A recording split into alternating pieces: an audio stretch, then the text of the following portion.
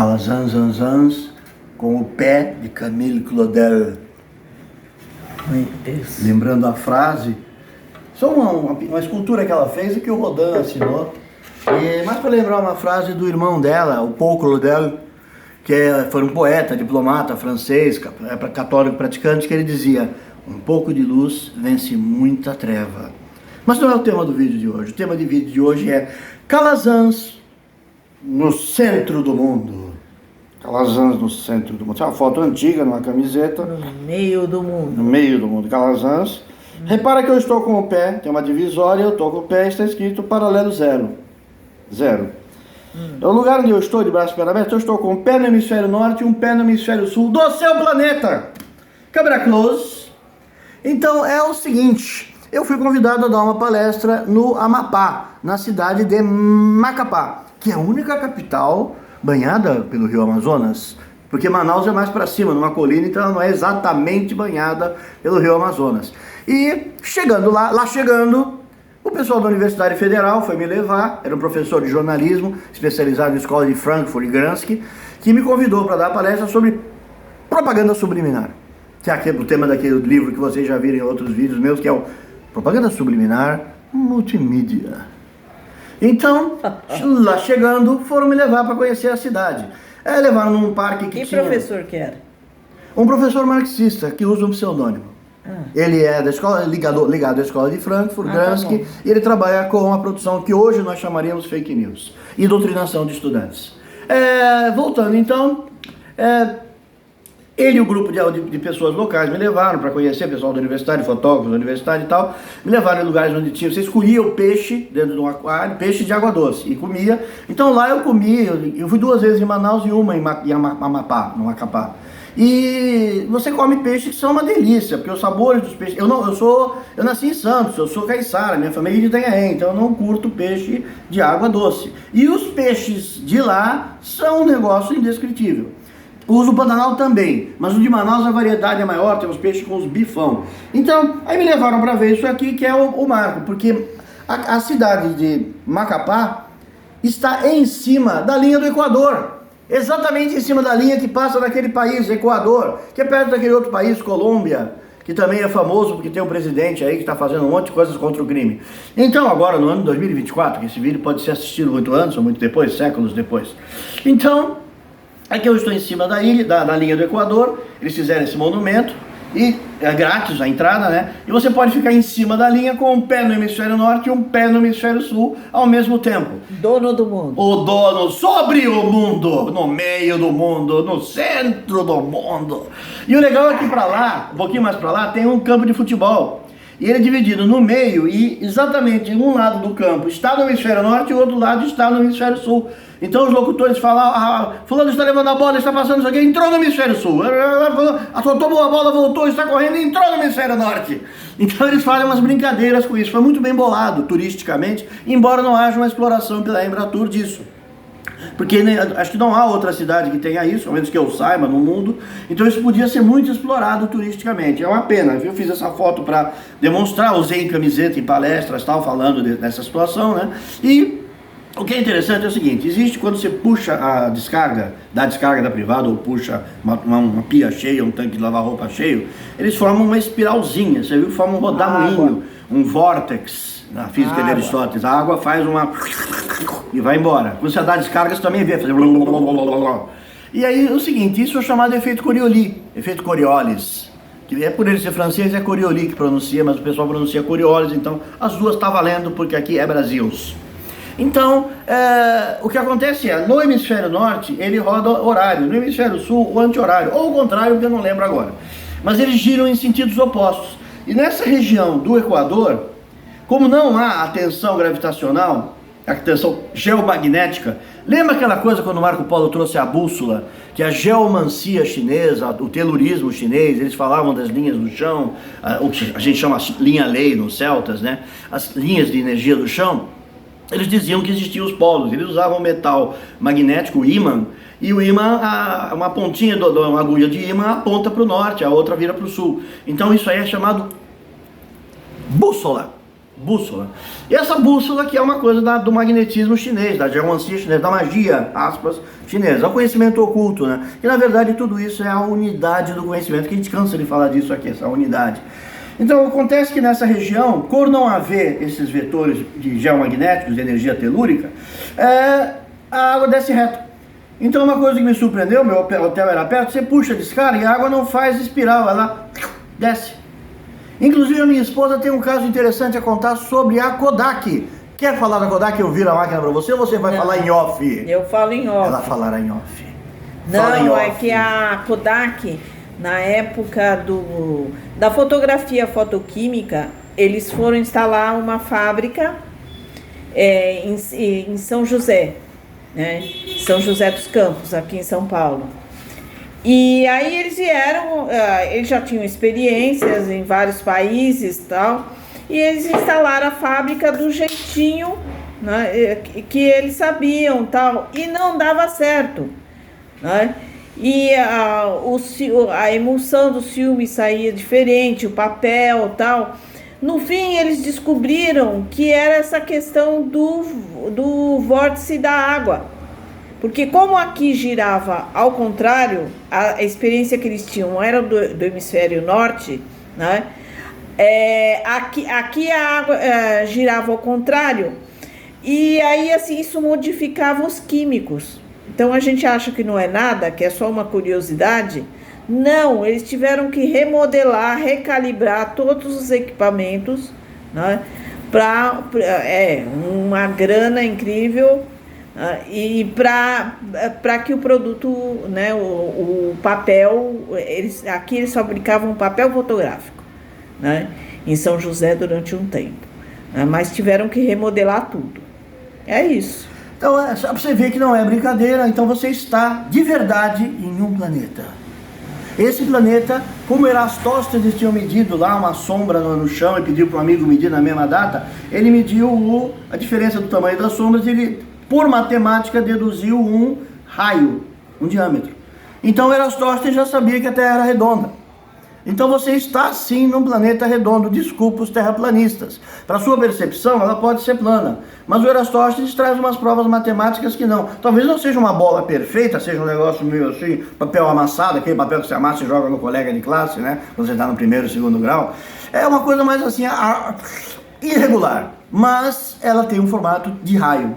Ela dá para você calcular uma fatia do bolo, que é o que o Erastóstenes fez. Ele mediu e encontrou uma fatia de um bolo. Quando você pega o bolo e corta a fatia e tira, então havia um raio. Então se havia um raio, era redonda. Então sempre se soube, desde os gregos antigos, que ela era redonda. Só uma coisa mais colocar, já que está falando desse negócio de terra, do planeta e tal, isso é uma fotografia, inclusive, foi usada usando essas químicas, né? A foto original era nitrato de prata nessa época. Não existiam celulares. Não existiam celulares. Não existia máquina digital. Isso foi feito no século passado. Mas não era nitrato, não.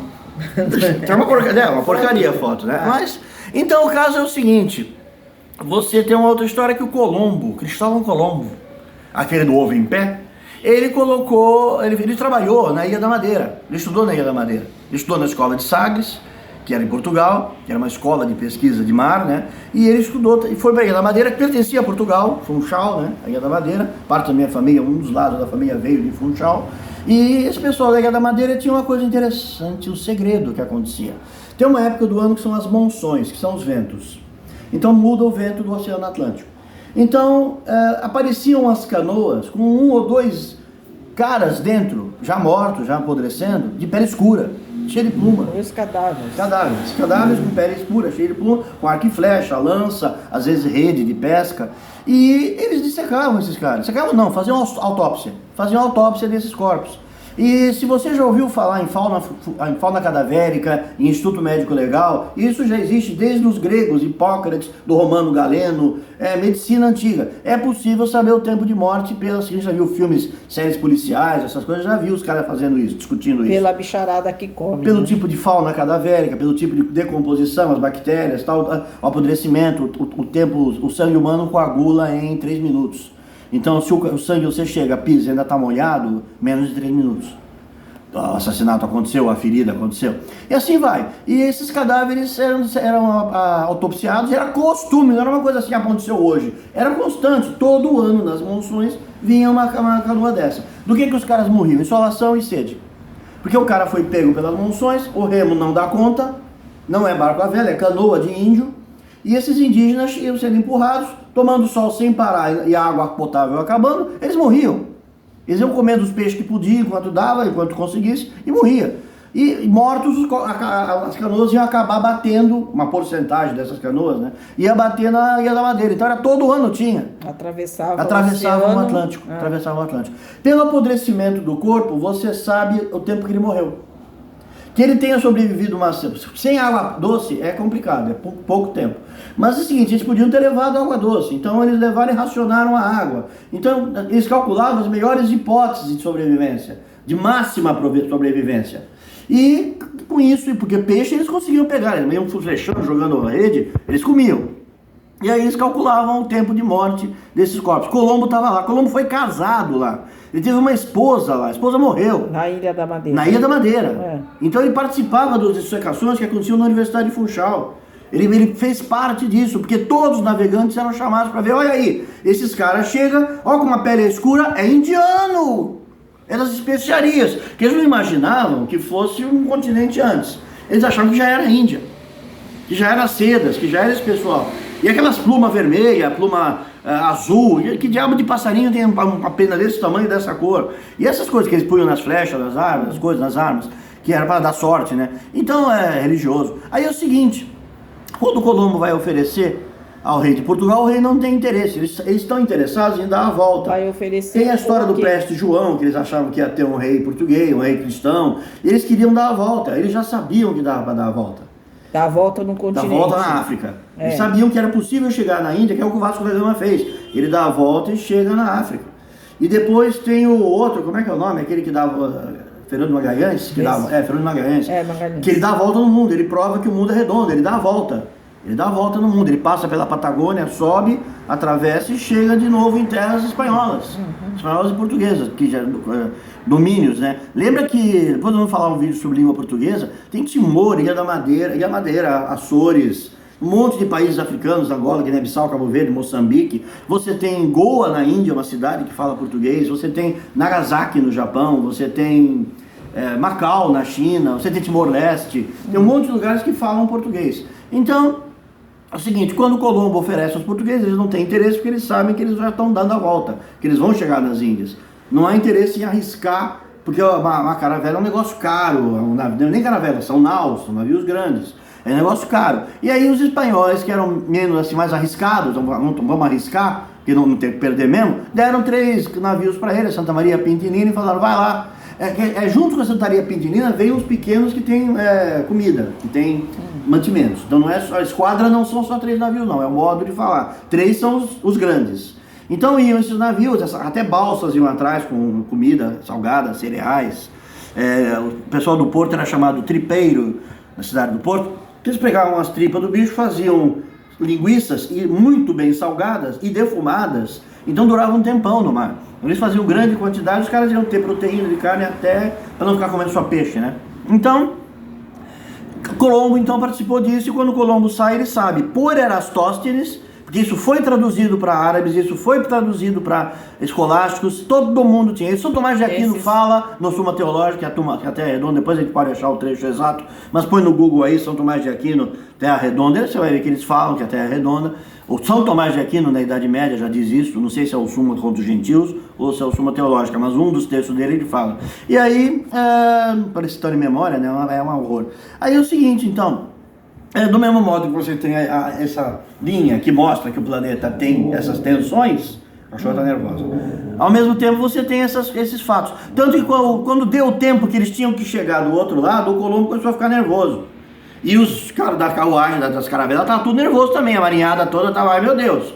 Que aí ele pega um dobrão espanhol de ouro, prega no mastro e fala, o primeiro que vê terra ganha esse dobrão de ouro. Aquele é um ano de salário de um cara. Aí os caras ficam tudo desesperados esperando terra, ele ganha 2 semanas. Porque teve umas calmarias e tal. E aí eles chegam no Caribe. Eles começam a ver gaivota, o primeiro que vê uma gaivota faz um escândalo, mas ele não ganha o troço porque não é terra. Aí todo mundo começa a olhar de onde estão vindo as gaivotas, porque gaivota não vai longe, ela dorme na terra, ela não dorme no mar. Se ela dormir no mar, o tubarão vem, janta. Então não existe gaivota dormindo boiando. Pato faz isso em lago, gaivota nem faz muito, gaivota não. Então eles vendo gaivota, eles sabem que tem onde ela pousar, tem terra. E uns dias depois de ver as gaivotas, que aí todo mundo ficou contente, né? Apareceu a terra. Eles viram um montezinho lá, que era essa ilha, onde eles param na ilha. Eles nem vão adiante, mas eles fazem ali. Aí depois tem um projeto de cidade do Leonardo da Vinci.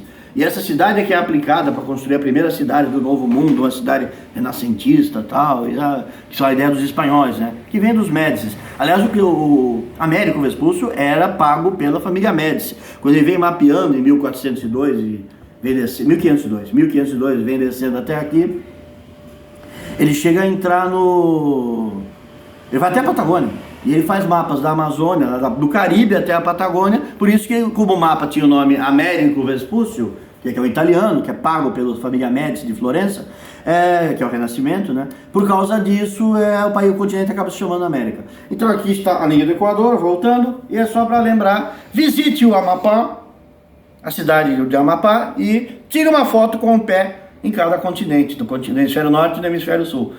Para poder você provocar os seus amigos e dizer: eu piso os dois continentes ao mesmo tempo. E você? Eu piso, você não pisa. Eu piso, você não pisa.